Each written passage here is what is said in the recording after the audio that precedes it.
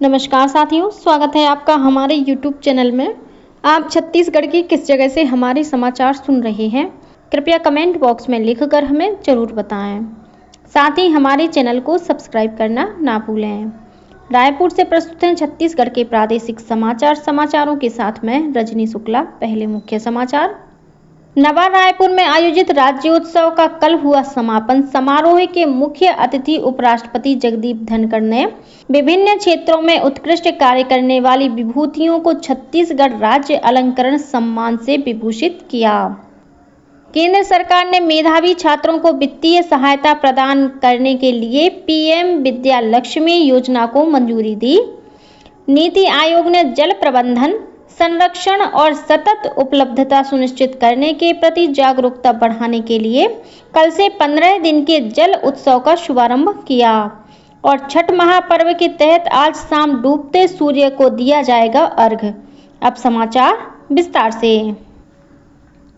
नवा रायपुर में आयोजित 3 दिवसीय राज्योत्सव का कल समापन हुआ। समापन कार्यक्रम में उपराष्ट्रपति जगदीप धनखड़ मुख्य अतिथि के रूप में शामिल हुए। कार्यक्रम की अध्यक्षता राज्यपाल रमेन डेका ने की। इस अवसर पर मुख्यमंत्री विष्णुदेव साय और विधानसभा अध्यक्ष डॉक्टर रमन सिंह विशिष्ट अतिथि के रूप में मौजूद रहे। समापन कार्यक्रम के दौरान उपराष्ट्रपति श्री धनखड़ ने विभिन्न क्षेत्रों में उत्कृष्ट कार्य करने वाली विभूतियों को छत्तीसगढ़ राज्य अलंकरण सम्मान से विभूषित किया। कार्यक्रम को संबोधित करते हुए मुख्यमंत्री विष्णुदेव साय ने राज्य के कलाकारों के लिए अनेक घोषणाएं की। राज्योत्सव के अंतिम दिन कल शाम होने वाले सांस्कृतिक कार्यक्रमों के तहत छत्तीसगढ़ी लोक गायक अनुराग शर्मा द्वारा Anurag star night, India's got talent के प्रतिभागी और मल्लखंब के खिलाड़ी मनोज प्रसाद तथा सभी श्रीवास्तव ने अपनी प्रस्तुतियां दी। इसके अलावा पवनदीप तथा अरुणिता के द्वारा गायन की प्रस्तुति दी गई। इससे पहले मंगलवार को राज्योत्सव के दूसरे दिन राज्यपाल रमेन डेका और मुख्यमंत्री विष्णुदेव साय भी कार्यक्रम में शामिल हुए।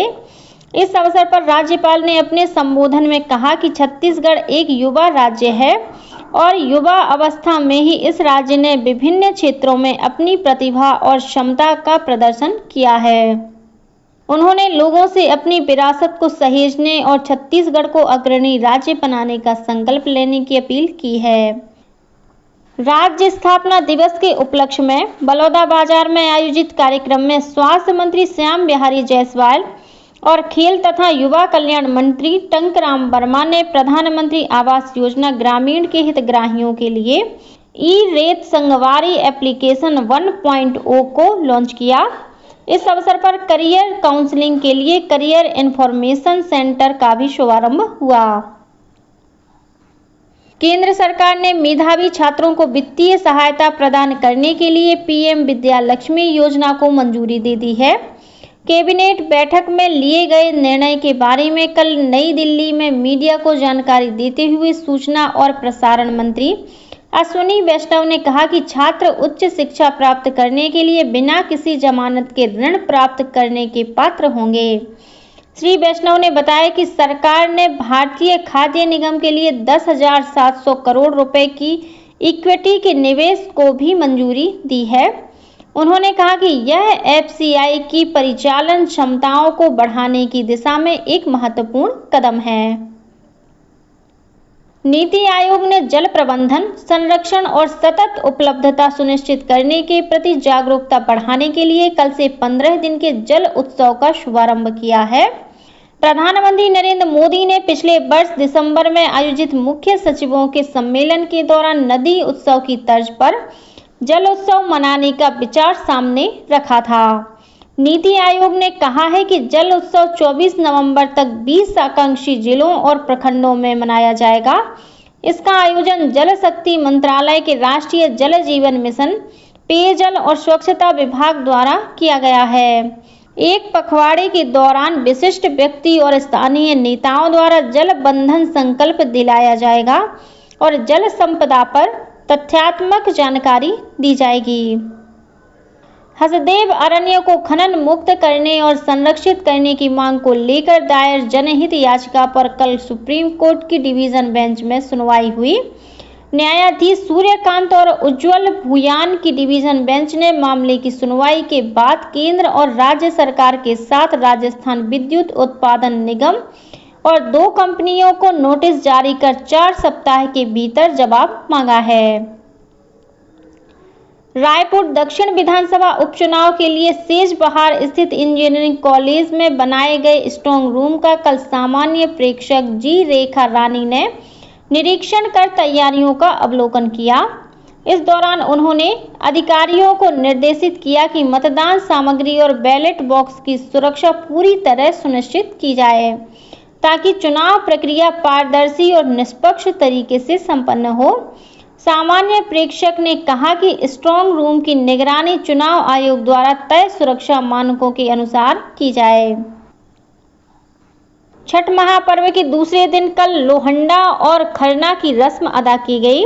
छठ महापर्व आयोजन समिति के अध्यक्ष राजेश कुमार सिंह ने बताया कि छठ महापर्व के तीसरे दिन आज शाम को डूबते हुए सूर्य को अर्घ्य दिया जाएगा। अर्घ्य देने के लिए रायपुर के महादेव घाट पर 30,000 से अधिक लोगों के जुटने की संभावना है। इस दौरान सुप्रसिद्ध लोक गायिका कल्पना पटवारी, गायत्री यादव, परिणीता राव पटनायक और छत्तीसगढ़ी लोक गायक दुकालू यादव की सांस्कृतिक प्रस्तुतियां होंगी। इसके बाद महाआरती का भी आयोजन किया जाएगा। यात्रियों की सुविधा को ध्यान में रखते हुए भारतीय रेलवे द्वारा दुर्गा पूजा और दीपावली के बाद अब छठ पूजा के लिए भी स्पेशल ट्रेनें चलाई जा रही हैं।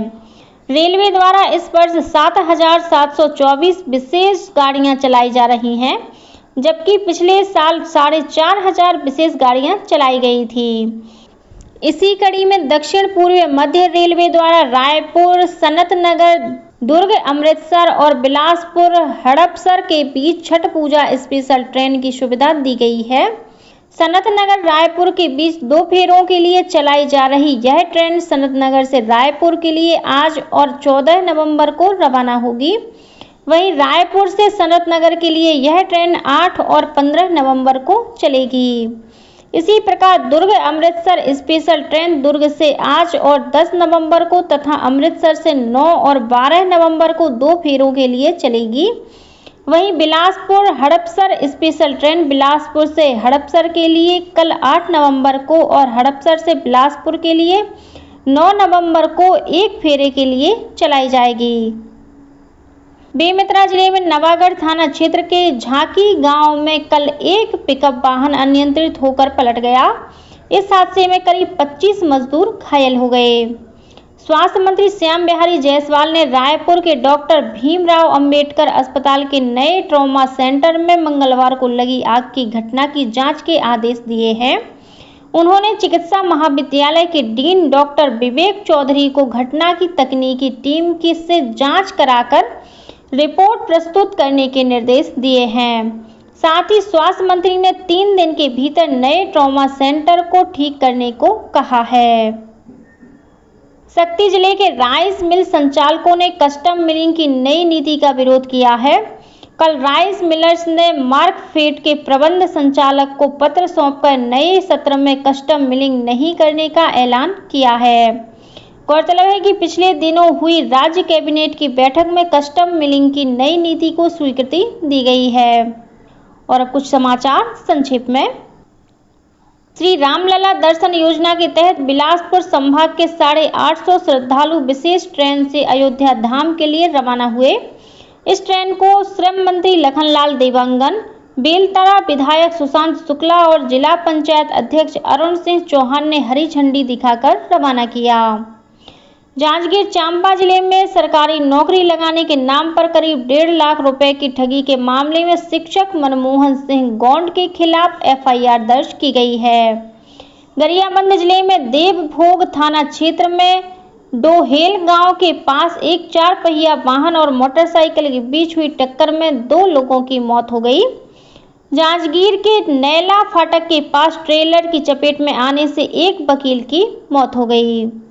कोरबा जिले में कटघोरा अंबिकापुर राष्ट्रीय राजमार्ग पर मदनपुर मोड़ के पास एक कार अनियंत्रित होकर खाई में गिर गई, जिससे कार में सवार एक युवक की मौत हो गई, जबकि दूसरा गंभीर रूप से घायल हो गया है। इसी जिले के हरदी बाजार बाईपास रोड के पास ट्रेलर की टक्कर से मोटरसाइकिल सवार एक युवक की मौत हो गई है।